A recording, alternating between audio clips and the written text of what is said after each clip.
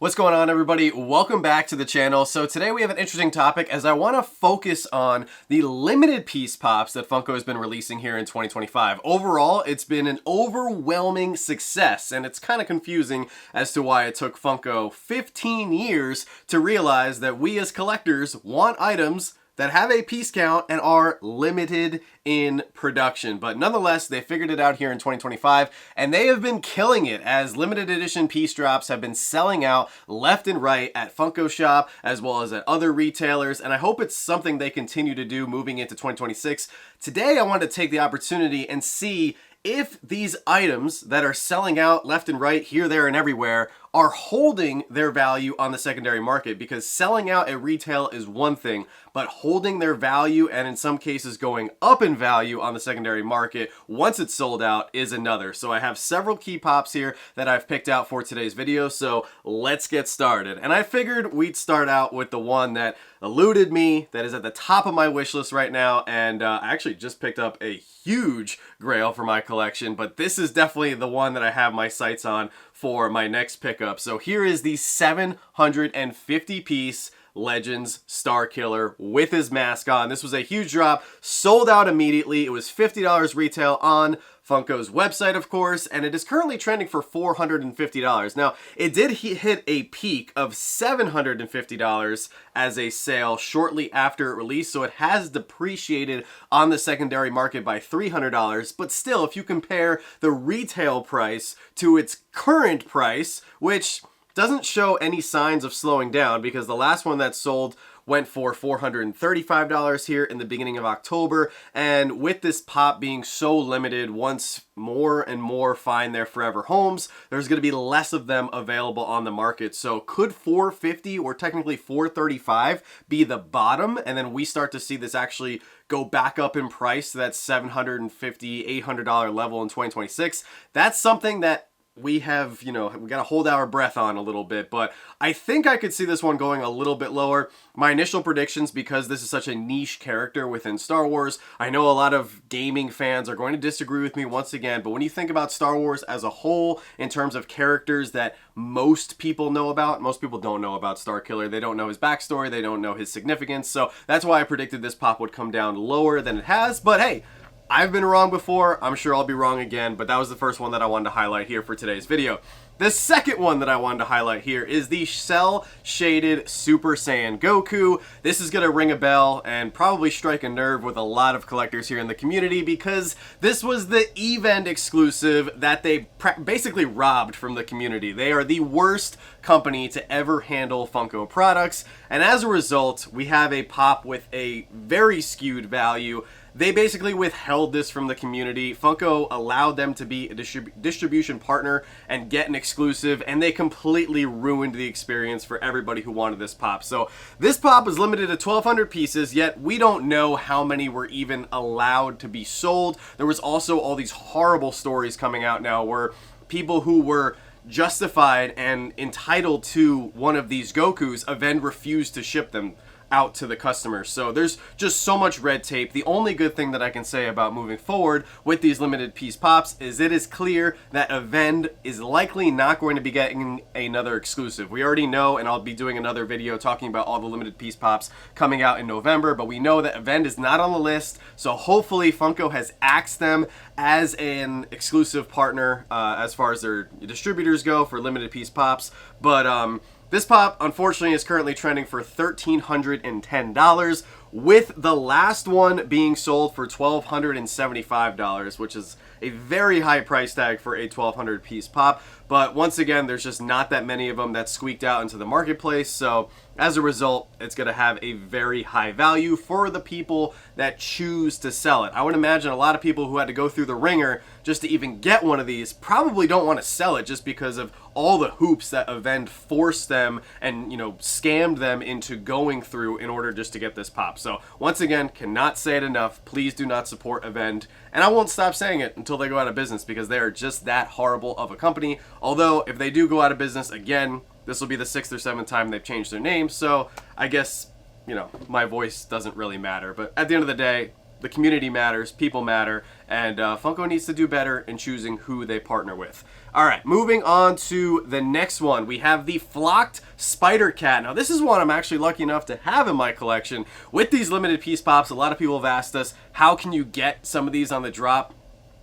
Sometimes it's just a luck of the draw, and you just gotta be there as soon as they release. There's no magic formula unless you have bots or some sort of backdoor link, which some people apparently do have, but I don't know how to do that. So, you know, you just have to be there when the pops drop and hope that you're able to get one. But I was lucky enough to get one of the 5,000 piece Flocked Spider Cats.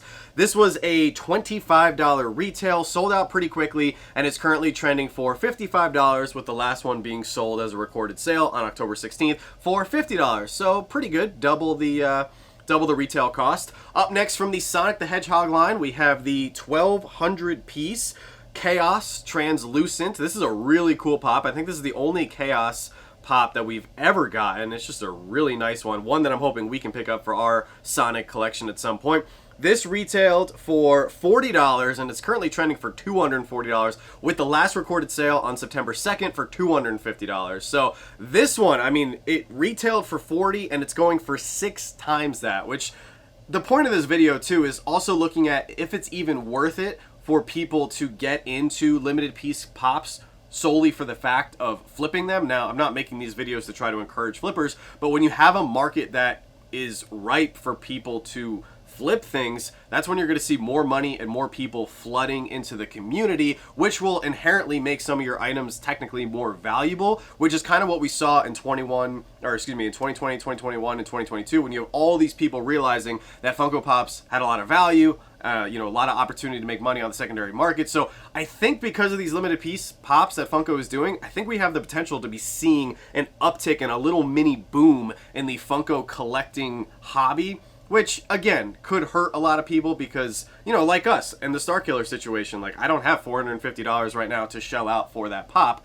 However, I do want to see more cool pops, especially in the Star Wars line from Funko. So if limited piece pops selling out very quickly, having, you know, a lot of desirability on the secondary market, allows Funko to make more characters and cooler pops and awesome limited piece pops of different figures we've never gotten before, then I am all for it. If that just means I have to sit on the sideline for a while and wait to get something that I really want for my collection, so be it. I'll just continue to save up money just like I did in the past as I built the collection that we currently have.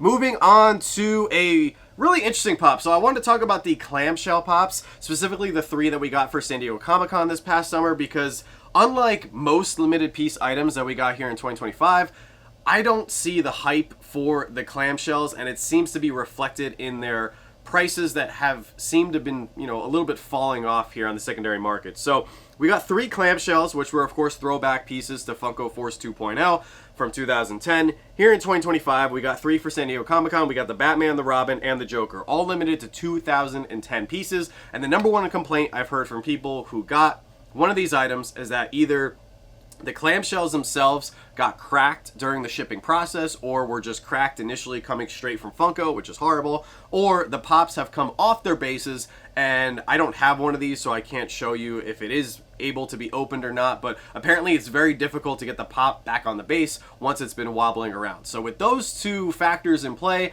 that would also lead me to believe as to why there's, you know, less hype surrounding these clamshell pops. But nonetheless, the Batman was $40 retail, just like all of them. Currently trending for $120, which is a lot less than I thought it was going to be honest, because the original Funko Force 2.0 clamshell pops are super expensive. They're very hard to find, so I actually thought these were going to be worth a lot more. The Batman is the most expensive currently, with the Robin coming in at $90, so not even cracking triple digits. The last one that has a recorded sale here, HobbyDB needs to step up their game here, July 29th of this year for $99. It's probably going for less if I had to imagine now. And then the last one that we have here is the Joker.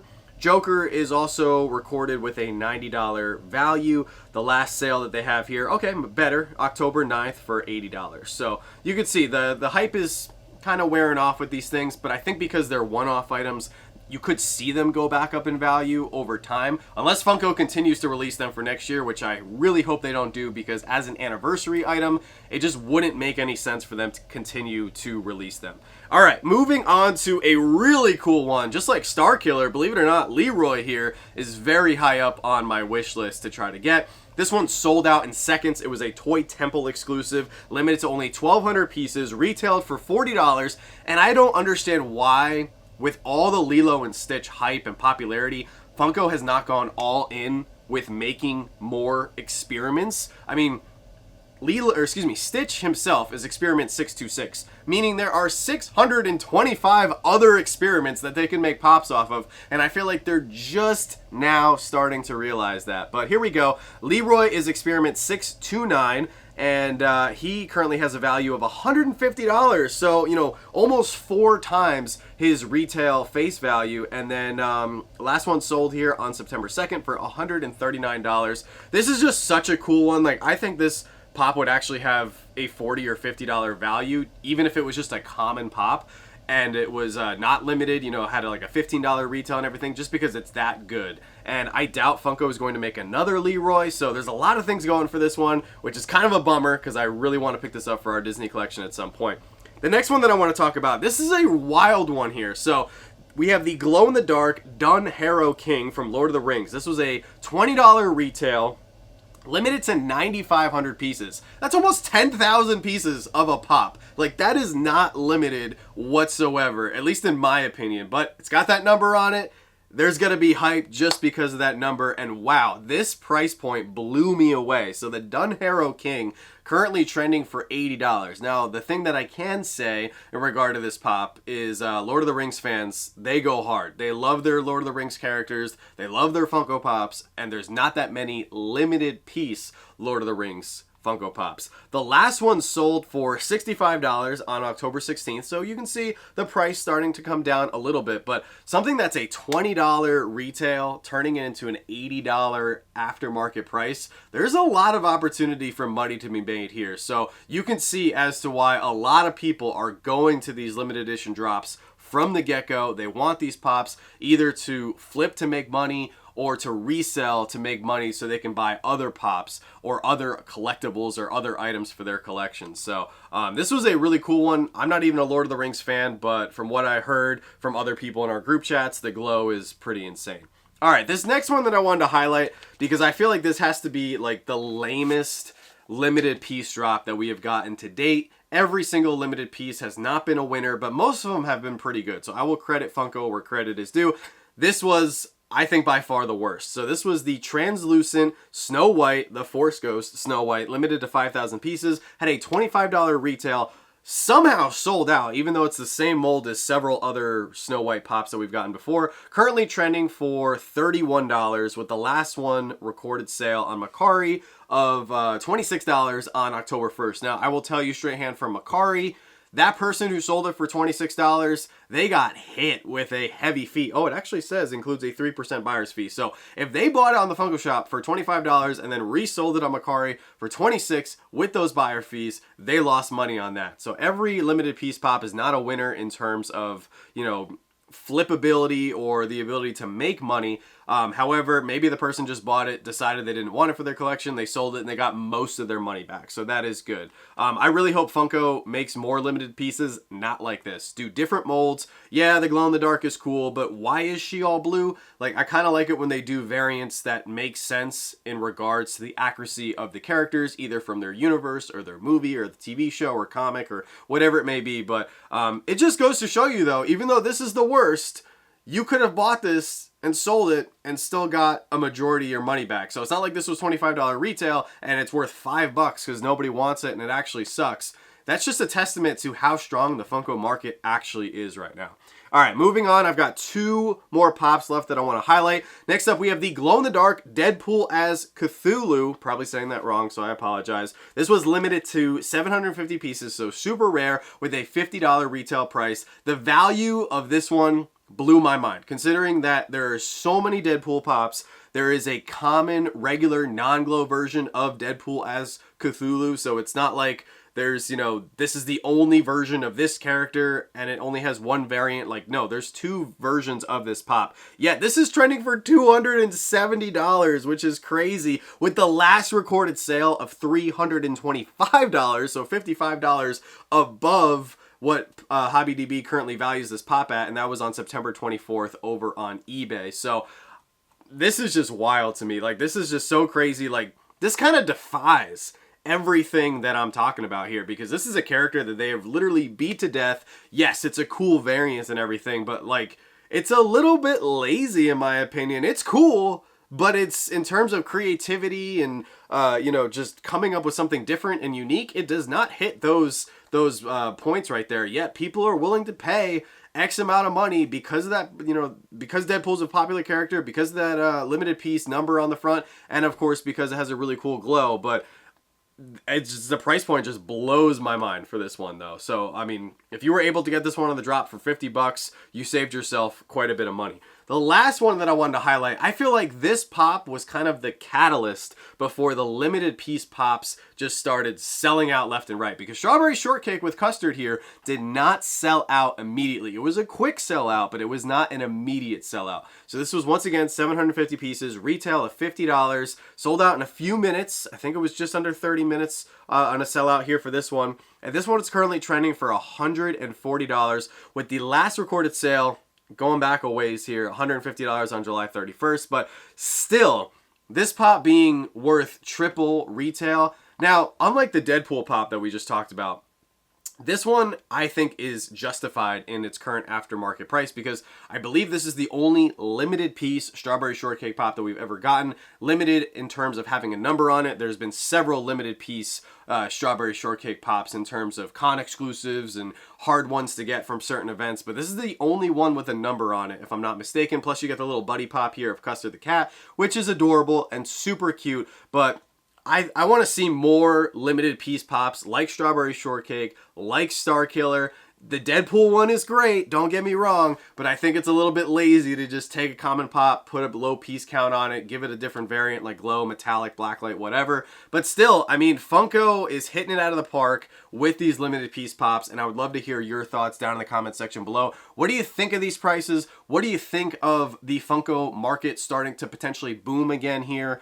moving into 2026? Do you think it's something good, or do you think it's something bad? I feel like there's just two sides to that coin, where some people over here want the Funko market to stay super cheap so they can get stuff for their collection without having to spend a lot of money. But then those same people will sometimes get upset that their collection isn't valuable or doesn't have a lot of you know, worth to it. And then you have the people over here who are really excited about their value, their collection going up, and they're okay with paying the higher prices, but then they'll still complain that they can't get some of the drops just because stuff is selling out so quickly. So it's just kind of like this catch-22 that we saw for a number of years post-pandemic. And the way things are heading, if Funko continues to drop really cool limited pieces where they partner with people and companies that are worthy of being distribution partners for these limited piece pops, I think next year could be very exciting, just as exciting as the second half here of 2025 has been. But I'd love to hear your thoughts down in the comment section below. I'm okay with it, because if I can't get something, that just gives me something to work towards. But like I said, I'd love to hear everybody's opinion, because everybody has different thoughts on this. But if you enjoyed the video, make sure to like the video, smash the subscribe button if you're new around here, because we would love to have you join our Slapshotpops family. And with that being said, don't stop shooting until you score. You guys can watch more of our Funko videos on the end screen now.